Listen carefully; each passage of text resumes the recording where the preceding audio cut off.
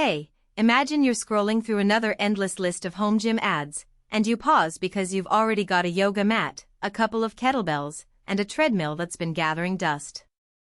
You're wondering if there's a way to get a full-body workout without turning your apartment into a gym warehouse, and you don't want to waste money on something that ends up just taking up space.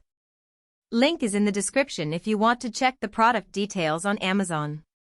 That's the spot I was in a few weeks ago, and the AEKE One Smart Home Gym caught my eye because it promises an AI-driven experience while staying compact enough to slip behind a couch. I spent a couple of evenings actually setting it up, testing the app, and trying the different resistance bands while my dog tried to steal the towel. What I learned isn't just a list of features, it's how this system behaves when you squeeze it into a real, messy life. First, let's talk about the AI-powered precision claim. The K1 pairs with an app that uses the phone's camera to monitor your form and suggests tiny adjustments. In practice, the AI feels more like a helpful nudger than a strict coach. When I was doing a squat, the app highlighted that my knees were caving in a fraction of a second after the rep started, and a gentle vibration on the handle reminded me to push my hips back. For a beginner who's still figuring out proper alignment, that extra visual cue can actually prevent the small injuries that often come from self-guided videos. It's not a lab-tested motion capture system, but the feedback is immediate enough that you start noticing better form after a handful of sessions. The AI coach angle is a bit different from the form checker. It tracks your workout history, suggests progressive overload, and even throws in random fun challenges like a 30-second plank sprint. I tried the suggested progression after a week of 3-day workouts, and the app nudged me up by a single resistance level on the bands. The change was subtle, the bands felt just a hair tighter, but it kept the sessions feeling fresh without me having to guess whether I was stuck. If you thrive on data and like seeing a chart of your progress, this feature adds a sense of accountability you don't get from a static set of dumbbells. Now, the core promise: full-body fitness with fun and variety. The K1 comes with a set of interchangeable bands, a yoga mat, an extender belt, and a workout towel, all packaged to let you switch from a deadlift simulation to a resistance band row to a yoga flow in under a minute. I tested the band deadlift, the band row, and a quick yoga sequence after a cardio session. The band deadlift mimics the hip hinge nicely, though the range of motion is limited by how far you can stretch the band without it snapping back.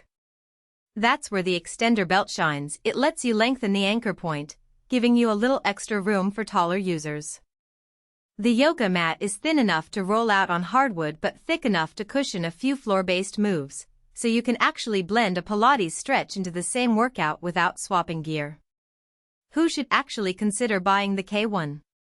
If you're living in a small apartment, have a fluctuating schedule, and want a single piece of equipment that can grow with you, this is a solid option. The system works well for people who are comfortable using a phone as a training partner. The app is the hub for everything, from setting goals to watching your form. It's also a good fit for those who enjoy a blend of strength and mobility work. You can do a banded squat, then roll onto the mat for a few sun salutations, all without leaving the space. Who might want to skip it? If you're an advanced lifter who needs heavy plates, a barbell, and a bench that can handle 300+ pounds, the K1 will feel light after a few weeks.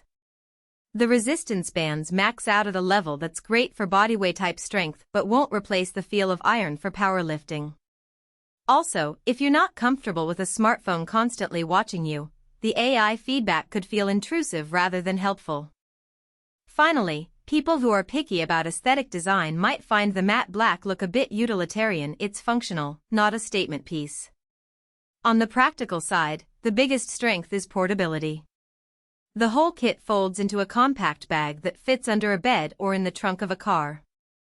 I took it to a friend's cabin for a weekend, and we set it up on a carpeted floor in 10 minutes, then spent the evening doing a circuit that mixed banded presses with a yoga cooldown. No screwdriver, no assembly instructions that read like a university textbook. The bands themselves are made of reinforced latex, and after a month of daily use they showed no signs of fraying, which is a common concern with cheaper alternatives. The main weakness is the reliance on the app for most of the smart features.